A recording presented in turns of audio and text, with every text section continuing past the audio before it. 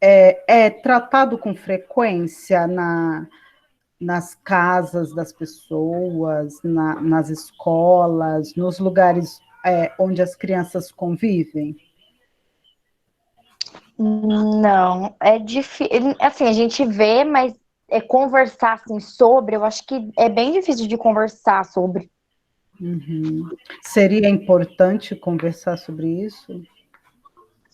Então, pra mim, né, como eu sou bem sensível e tal, eu tenho um pouco de dificuldade em conversar sobre isso, porque eu não, sabe, eu acho constrangedor. Eu sinto mais ou menos o que se passa. Dependente do assunto, assim, quando é uma coisa muito assim, sabe, desagradável para a pessoa, eu sou uma pessoa bem constrangida. Então, dependendo, assim, o assunto comigo, assim, eu não converso muito, assim, sabe? Eu até falo, como eu falei tudo, mas para mim é bem constrangedor. Uhum.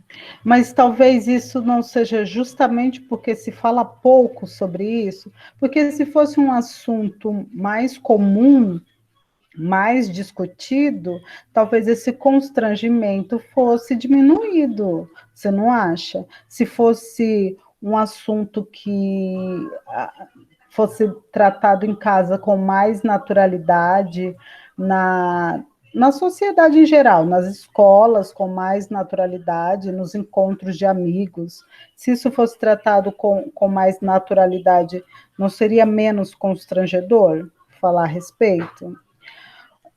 Porque, assim, quanto menos se fala sobre o assunto, mais, mais segredos, que a gente chama de tabu, né?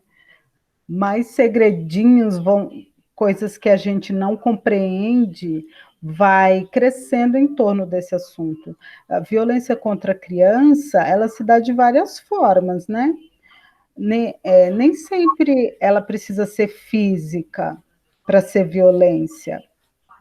É um constrangimento ao qual a criança é colocada, uma situação em que ela se sente diminuída, e isso também é um tipo de violência e também causa danos à formação da criança. Sim. É muito comum, Dani, muito comum as crianças sofrerem, e as meninas são mais vítimas ainda, né? Sofrerem violência e na casa, por alguém da família ou alguém muito próximo da família. Então, se a gente falar mais sobre isso, as crianças vão aprendendo o que pode e o que não pode, né? O que é carinho e o que é uma invasão, o que é um ato de amor e respeito e o que é um abuso sexual. Sim, concordo. E essa semana, como até está passando agora aqui na TV, essa semana veio à tona um caso assim, grotesco, né? Absurdo, bizarro, que é dessa menina de 10 anos, que além de ter sido abusada durante anos, ela foi vítima também de um preconceito absurdo, porque o que ficou em alta, na verdade, não foi o abuso que a menina sofreu, e sim o aborto ao qual ela seria submetida. É, Quer dizer, tem bastante gente comentando, no Facebook principalmente, tem gente nossa, é um contra o assunto. aborto. Então, gente, como é que uma criança de 10 anos, abusada, ela fisicamente ela nem está preparada para dar à luz. O corpo dela não é só psicológico, o corpo dela não está pronto para gerar, desenvolver uma gravidez saudável. É risco de vida dela. Sem contar o fato do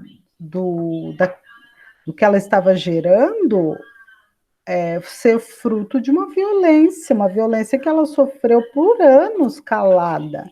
E quantas outras crianças não sofrem assim? É verdade.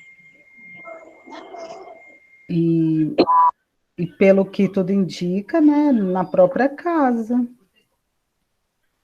A própria casa que ela sofria essa violência, assim como a maioria dos casos de violência. Entre os textos que eu coloquei lá, à disposição de vocês no Classroom, tem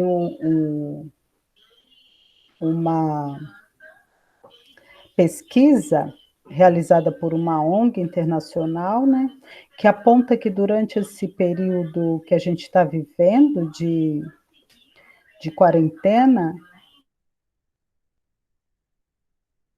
de violência contra a criança, porque as crianças estão 100% em casa, né? E o lugar, o lugar que era para ser de segurança na maioria das vezes, um lugar ameaçador, o lugar onde a criança sofre os abusos e os diversos tipos de violências, explorações, muitas vezes, ao invés de ficar em casa, eles são obrigados a trabalhar. Teve um outro vídeo que eu vi também semana passada, não, na semana dos pais, do Dia dos Pais, né? Não sei se você também viu, de um menino de 10 anos também, que trabalhava como engraxate, e o vídeo viralizou porque ele juntou o dinheirinho para comprar um presente para dar para o pai. Sim, ele deu um relógio que na verdade era pro tio, né? Que ele considerava pai, né?